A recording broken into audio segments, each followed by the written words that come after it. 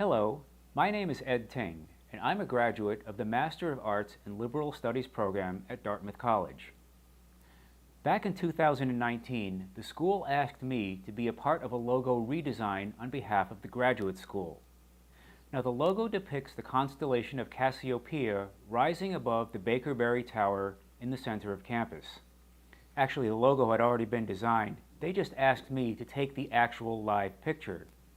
I agreed to take on the project. At the same time, I knew that there would be some technical challenges. For instance, the correct exposure for both the Bakerberry Tower and the sky background would be markedly different. The tower would be on the order of a fraction of a second, and the sky background would need an exposure of 2 to 3 minutes. There's an additional problem if you've ever tried this yourself. If you leave the camera open for 2 to 3 minutes taking a picture of the stars, the rotation of the Earth will streak the stars into lines instead of points. So there's that to deal with as well. So there are some technical challenges here, but as long as we take them one by one, we can get through this. First up, let's get a picture of the Bakerberry Tower. Let's go up to the Dartmouth campus. So the first thing I had to do was get a picture of the Bakerberry Tower. That's this building behind me. And I was here all last summer, and after class I would wait around until dusk or sunset, and I would wander around this big green taking pictures of that tower with various cameras and lenses from various perspectives. I think I got about 200 or 300 pictures.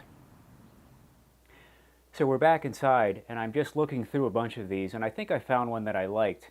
And you know, I've been doing photography all my life, and I'm still surprised today how often my preconceptions are wrong. On this particular night, I set up twice, once around 8:30 and again at 11 p.m. Now, I assumed that the ones taken at 11 p.m. were going to be the good ones because it's darker out. But as it turned out, the images taken around 8:30 turned out to be a lot better. So how do I know what time it was? Well, you can look at the clock.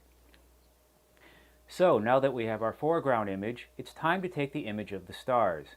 Now, I mentioned before, if you try to leave the shutter open too long, it's going to streak the stars into lines instead of points because of the rotation of the Earth. Look at the example behind me. This is from another project that I did. I left the shutter open way too long. Yeah, boy, did I screw that up. But anyway, we have a device similar to this one. Now, there's many of these out on the market, and you put a camera on it and you turn it on, and it will track the stars and get rid of this problem. So when you do that, you can wind up with an image sort of like on the lower right here. Now, let's say that you want to try this, but you don't want to pay for one of these things. That's fine. You can actually make your own.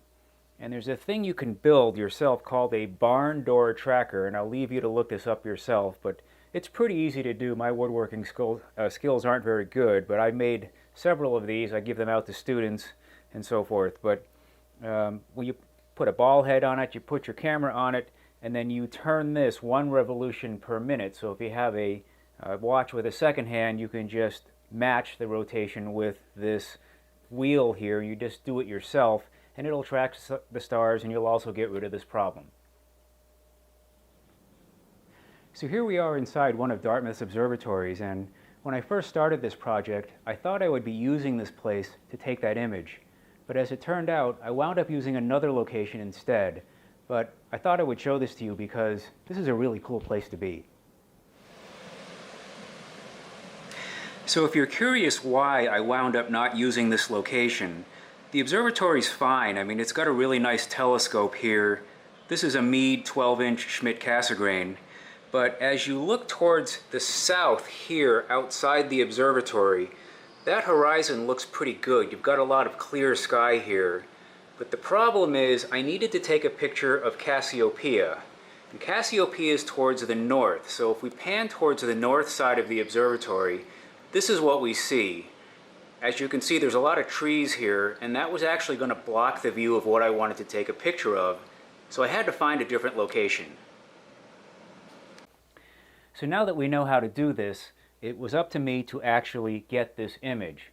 So I ran some calculations, and if you look at the logo, it shows this Cassiopeia constellation rising above the Bakerberry Tower on the right-hand side.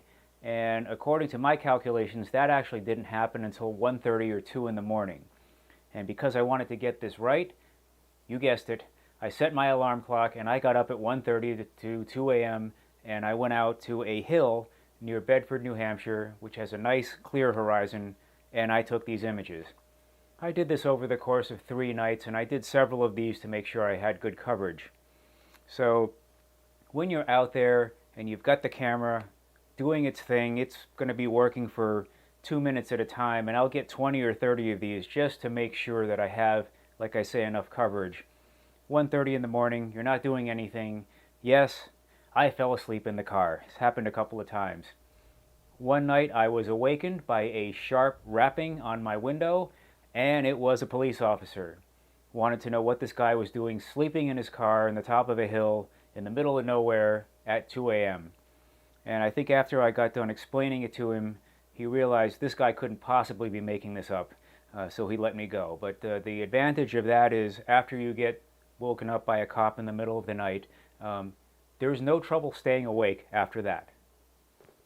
So now that we have our 2 images, it's time to put them together. So remember when you were in elementary school and you were in art school and the art teacher gave you a piece of construction paper and a pair of scissors, and she said, now cut along the lines, and don't cut inside the lines, don't go outside the lines, just go right on the lines itself. It's not bad. Well, the same thing happens in the digital domain. You've got to digitally cut along the lines of this foreground, and so we could paste it onto the background. So if you look at this, there are many little nooks and crannies in the trees. This took quite a while. Now, Photoshop has tools that will help you do this, and they're pretty good, but they get you about 90% of the way there. So if you've ever done this kind of work, you know that that last 10% can take you quite a long time. And I'll blow this one up here so you can see this is a close-up of what's happening near the tower. You see all those little branches that all had to be fine-tuned by hand. And it actually took me over a week to get this done. Now, it wasn't a solid week, but I sort of had this thing on in the background, and if I had a free minute, I'd pull it up and I'd do a little bit more, because you can only do a little bit of this at a time or else you start going crazy. So once we have our mask, it's a relatively simple matter to put it on top of the background, and we have our final image here.